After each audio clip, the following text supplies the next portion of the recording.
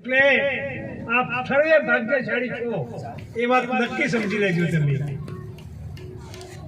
ગીતાના સ્વાધ્યાયમાં શ્રી કૃષ્ણ ભગવાને એક સુંદર વાત કરી છે કે મહાનમાં મહાન, શ્રેષ્ઠમાં શ્રેષ્ઠ અને ઉત્તમમાં ઉત્તમ જો જ્ઞાન હોય તો એક આત્મજ્ઞાન છે.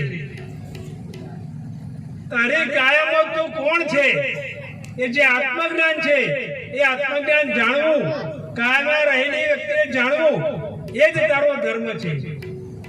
તું દુનિયાના બધા પદાર્થો ઓળખે, દરેક વસ્તુને જાણે, પણ તારા શરીરમાં જો તું રહ્યો છે એને ન ઓળખે તો કેવી અચરજ જેવી વાત કહેવાય. એટલે કૃષ્ણ ભગવાને એવું ચોખ્ખું કહ્યું કે ભાઈ તું તારા આત્માને ઓળખી લે. તું તારું શરીર નકામું છે, એક જન્મ લે, મરી જા, શરીર નાશવંત છે, તારી જાત પણ નાશવંત છે. તું એક વખત પટેલ બનીશ, એક વખત ઠાકોર બનીશ, એક વખત પ્રજાપતિ બનીશ, એક વખત મગનબી બનીશ, એક વખત કાંતિબી બનીશ, એ બધું નાશવંત છે. પણ તારું જે આત્મજ્ઞાન, તું આજે આત્મા છે, તારું આત્મા સ્વરૂપ છે, એ અજર અમર અવિનાશી છે.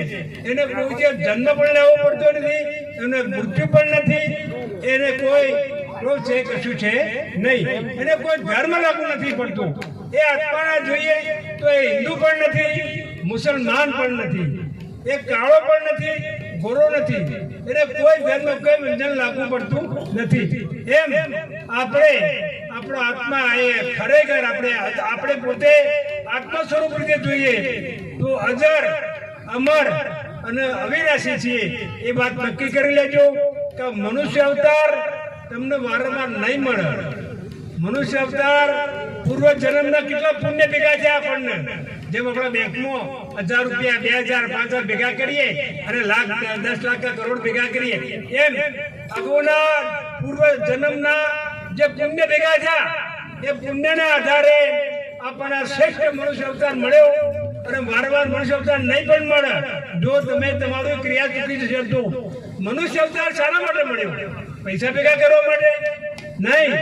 મનુષ્ય અવતાર તમારે ભક્તિ માટે મળ્યો, સત્સંગ માટે મળ્યો, આધ્યાત્મિક જીવન જીવવા માટે મળ્યો. એટલે તમે તમારી કમાણીને એવો ઉપયોગ કરજો કે તમારું મનુષ્ય અવતાર એક સરસ સફળ થઈ જાય. અને આ જે ભક્તિ છે, આ જે જ્ઞાન માર્ગ છે, એ ફક્ત મનુષ્ય અવતારમાં જ થઈ શકે છે, બીજા કોઈ અવતારમાં શક્ય નથી. આપણને અને પરમાત્માને ઓળખવાની એક માત્ર ચાવી હોય તો ફક્ત સદગુરુ જ છે. સદગુરુ જ આપણા જીવનને ધન્ય બનાવી શકે એમ છે. આપણે સદગુરુના ચરણે જઈ એમનું આત્મજ્ઞાન બોધ લઈએ તો આપણું ખરેખર જીવન ધન્ય થઈ જાય.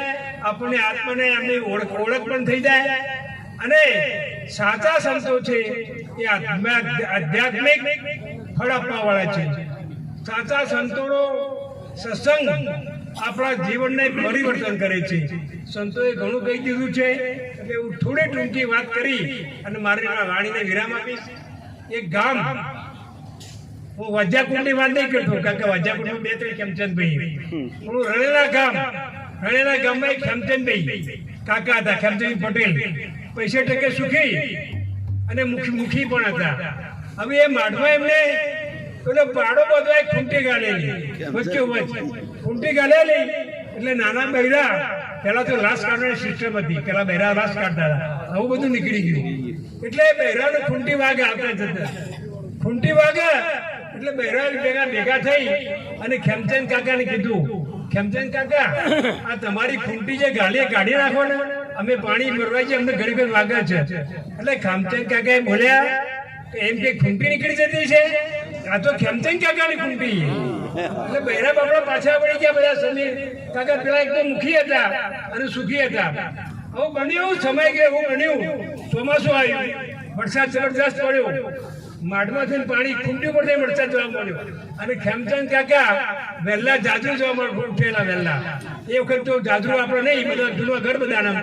એટલે જેવી ખૂંટી આવી ને ખેમચંદ કાકા ખૂંટી પર પડ્યા. આ જો કર્મની વાત, કરેલો કર્મ પડ્યો નડી બધાને. એક ખૂંટીમાં પડ્યા એટલે ખમચાઈ કાકાએ બૂમ પાડી કે ભાઈ મને બચાવો બચાવો. મેલ્લાવાળા બધા ભેગા થયા, બધા કે ના આ તો ખેમચંદ કાકાની ખૂંટી, એમ ખૂંટી આપણે કઢાય નહીં. એટલે કહેવાનો મતલબ એવો છે કે આપણે જેવું કર્મ કરીશું એવું આપણને ફળ અવશ્ય મળશે.